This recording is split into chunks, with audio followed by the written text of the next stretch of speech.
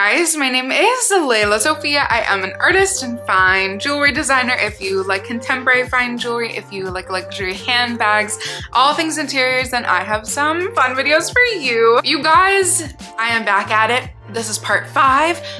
And the list just keeps getting longer. If you're new, / if you haven't seen my little series that I do, it's talking about my very favorite brand, The Row, all of my favorite people, and my favorite pick of bags from them. I'm cheating. In this video, I have one non-bag, just like cool person's wardrobe that contains The Row. So you know what? We're mixing it up a little bit this time. I cannot wait to get into part 5. If you can believe it, I even still have more people after this list. But first and foremost, if you guys are new here, thank you so much for tuning in. I can't wait to see you in all of my future videos. Make sure that you like this video, subscribe to my channel, follow me on Instagram at lelasophia jewelry. I put out videos every Wednesday, Friday, and Sunday, and so I cannot wait to see you guys in the next one. Feeling very, I don't know, very New York, very, if you know, you know, in this coat. This is hilarious today, and my lights have just completely decided to conk out on me, including the new one that I ordered after my old one conked out. So if the lighting is a bit off, I'm really sorry for that, and I'm just apologizing in advance. Let's get into this list. Again, if you guys are new, it's not like it goes in any order, but I have talked about, if you can tell, if we're already on part 5, part 1, 2, 3, and 4, so many of my favorite people that I use as inspo that I've just like drooled at, who also love, sorry I mixed those two words, who also love The Row. And if you can believe it, there are still people in this list who I like are top on my list. Very redundant these days.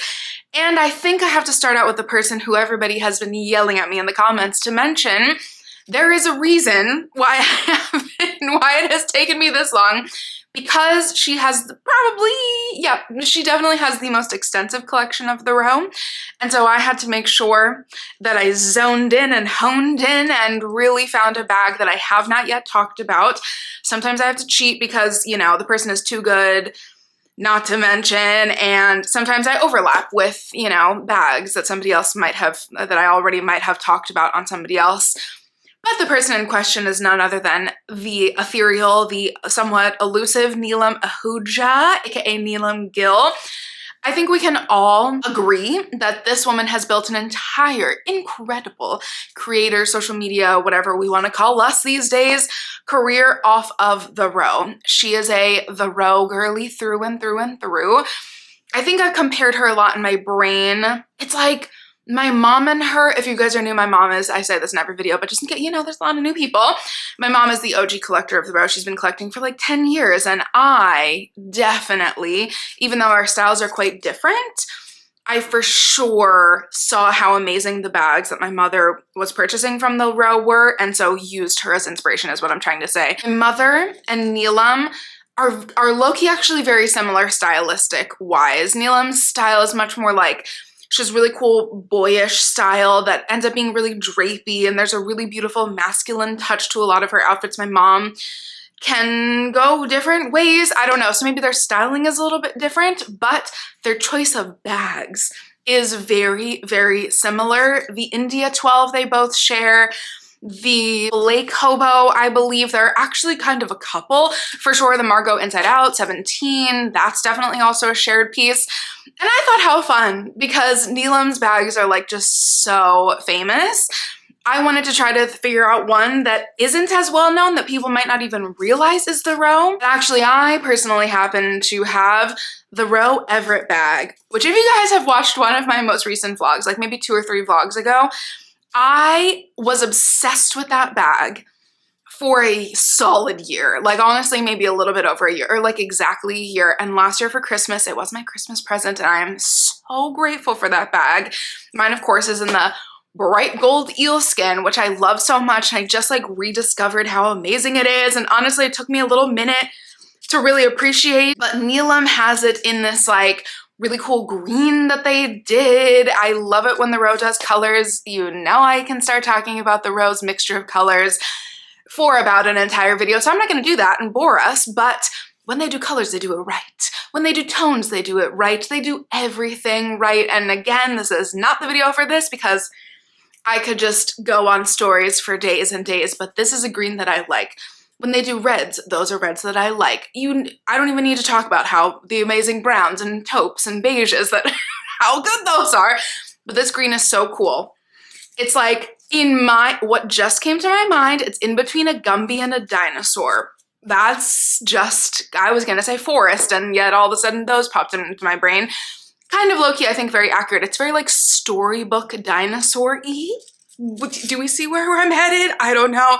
She's a visual artist kind of girl, if you can't already tell. I love the way that Neelam has, I think for a really long time, I think that, not to toot my own horn, but I think that so many people get caught up with the Margot, the Perk Tote, you know, the 90s, the Half Moon, a couple of which will be on this video also that I, of course, have talked about. But I think this series, the reason why I really wanted to do it is really to highlight the bags, not just that I buy, that are the weird and wonderful, much lesser known bags that I love so much that I have in my collection, but also to connect with other creators that have like the lesser known bags. And Neelam is a great example of get you a girl who can do both, because she, I'm sure, has had multiple articles written about her love of the Margot. And she's also been very vocal about how the Margot's fame is probably not her favorite era right now, because I think it was really, really her thing. And the Margot was so her thing that now I've really been loving. I always loved watching her alternative bags from the row, but now I think even more she's been leaning into those extra styles like the Abbey and the Mara and all of these bags. And now the video is going to be much longer than the section is much longer than I anticipated. But I really, really, really love the Everett on this. It's an unexpected color. It's an unexpected shape and size. I've talked about mine a couple of times in the last, couple of videos. And so I just have to say I'm having a little love affair with this bag right now. Oh my God. For a while, I forgot this creator's handle and it was like, I need to find it. I have been obsessed. Like something as simple as just a mirror selfie is so darn good. Denise Norgard, is that how you say your last name? I don't know. I'm probably butchering it as I do so many names. This woman is incredible. This woman puts, again, I've said this about probably so many people on my lists, but this woman puts together outfits like how I would dream to put together outfits. Effortless and chic, and like her hair is just always perfect. I don't know why I notice these things, but it's really true. You know what I mean? Things that you're like, oh, I have to put so much effort into like go out of my house. I'm just kidding, not really, but I just really, really love her outfits. If you can't already tell, I'm already gushing. And there are many, many, many, many, many images of her and her beautiful Margaux. And again, I have already mentioned the Margot, so we're not gonna do that. I'm looking, we're going different in these videos. And this is a bag that I, thank goodness, actually have not talked about yet. The Oregon Raffia Tote. Oh, she's perfect. She is so perfect. This was almost exactly, yeah, let me see, 3 months. Okay, so in January, yes, in January or February, the spring bags are gonna be launching, and I'm so excited because a year ago, I think we got some bangers. Like, not like every collection isn't full of just like beautiful, lovely, amazing surprises, but I really, really loved the Raffia totes, even though I don't personally need a Raffia tote. My mom got one. So many people got one. Alyssa Lenore, I think I maybe talked about hers. I really loved I don't know, there was like a Jane Birkin yet whimsical, the callback to Mary-Kate and Ashley's boho vibes, more so obviously Mary-Kate's boho vibes. And this on Denise, it's just kind of perfection. And I love that she went with the oversized one, because with her style, oversized gigantic bags just look perfect in my opinion. Okay, here's where I'm cheating. So give it to me, okay? Give it to me, guys. This is so creepy. I am such a weirdo. This is so embarrassing, but I'm doing it because I love it so much. Paloma Elsesser, we already know. Yes, she is possibly one of my major current icons, along with Michelle Lamy, obviously. I just love that woman. I'm very grateful for everything that she's done for the plus size community and just like the New York, cool, off your own, beaten, whatever, beat to the, what is that phrase saying? Move to the rhythm of your own drummer. I don't know. And I went to music school. Fun fact, Paloma and I went to the new school and overlapped for a year. So she's my you know, the new school buddy, except I was at the conservatory for jazz and contemporary music, and so I was like in a corner with all the weird music kids, and she was way cooler than me. And this video has already turned into something that I completely don't need it to be, which is a personal walk down memory lane. Paloma Elsesser essentially has been my icon for many, many years, one might say, over a decade. And I cannot find, I saw one picture of her in my creepy little stalking moments of trying to do research for these videos wearing an ascot bag that I've talked about, I think twice. I think I double dipped in one or two of the 4 parts previously. But I just have to talk about, I hope that this is okay because she posted a story about it, and I think those, you know, those are public, so like I screenshotted it, whatever. She is wearing the Ta hat. I think that's how you say it. And you know what?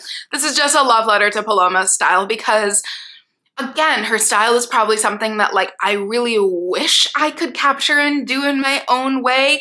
It's weird and wonderful and quirky, and then like individually so many of the pieces, yes, I have seen many of her like closet haul tours years ago, and trust me, the style like you, oh, I was on it early, guys, don't worry. You know, I was on her vibe very, very early, and the individual pieces in her wardrobe, what I was gonna say, let me finish my sentence, are so stinking iconic, it's insane. And this hat, I was like, exhibit A of how cool you are. She was wearing the Mara flats in Marrakesh, duh, first of all, in my home, literally, where my entire dad's side of my bloodline was born. Like, how iconic could you be? She has a little, like, sheer flats. Paloma's individual pieces of every brand, but obviously of the row, are like, yes, okay, some of them are expected, but some of them are so unexpected. Like, just like, I could just imagine her going into the store and picking out this hat and being like, perfect. And she's the woman that I really, you know, in not a insanely psychotically creepy way, you just want to be friends with her, right? Like, does anybody else relate, or am I just over here in a corner on the internet? Okay, that's enough of that, Paloma. You're amazing. These names, guys. We know that dyslexia is strong with this one, so please forgive me. At the Fashion Guitar, aka Charlotte Groeneveld or Groeneveld, something like that. Yeah, why didn't anybody tell me about her sooner? Because I just found out. Last list, I put a lot of new people that I had discovered. She is the newest. She's incredible. Again, the Margot collection is kind of iconic, and I have talked about this one Margot 10 like 5 times because clearly I want it. It's an older style, or sorry, not an older style, an older color that just was perfect, and I love it. But I think I realized I committed a bit of a crime and have yet to talk about, there's 2 bags in this video that I'm like, they're so obvious that I haven't even talked about them yet. Have I even talked about the Half Moon? Don't know how, because it's like hiding in plain sight. The Half Moon bag deserves a little bit more attention, so pardon me. The Half Moon, I think, is along that list that I always talk about before the Margot's fame. The Half Moon, the North-South Park tote, the 90s bag, what is the everyday bag, and the ascot bag was the OG of all of those.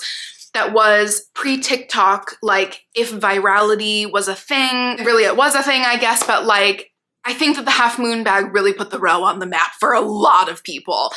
I think it really was one of those things that people all of a sudden, you know, their glance got turned towards the Upper East Side location, and all of a sudden people were like, let's just pop by the row. I think how many times can I say, I think this bag, the wearability of it, it's so chic, it's so simple. Again, it's one of those things that's like, yes, she's a shoulder bag / crook of the arm bag. This is the perfect example of Mary-Kate and Ashley Olsen and the entire design team at the row, taking something that is obvious, taking a simple day to evening tote bag with that slight little slope with the, is it like a gradient of the leather on the handle that goes like slightly tapered at the top. It's just the small, subtle design details that make this bag so unique, yet so wearable. Again, so versatile for just a chill lunch or an actual event, or you can pack it and put it on vacation. Essentially, this bag is, you get you a girl who can do it all. Okay, she is the boss. She is perfect. Why don't I have one? I need one. And now it's on my wish list officially. And last, we have my, you know, adorable little internet friend over here, Peggy Cass, who I just love so much. I think last year when she got, I think 2 Idaho totes, that's when I found her, because she did some amazing unboxings and she does some really incredible content with obviously many designers, but particularly the row I love on her. And she has a bag that, again, thank goodness, I don't think I've talked about, the Dahlia bag. Maybe I have talked about it, but I love it so much. It's getting inserted right here, and she has it in the red, and I'm so sorry, but like, we know my thoughts on the row and red. A match made in heaven. Mary Kate red is what I call it. You're not a true collector of the row if you don't have one red item from them, which I'm totally joking, but it's perfect on Peggy. Her style is so impeccable. She also has some really incredible bags from there. I think she has an ascot bag also.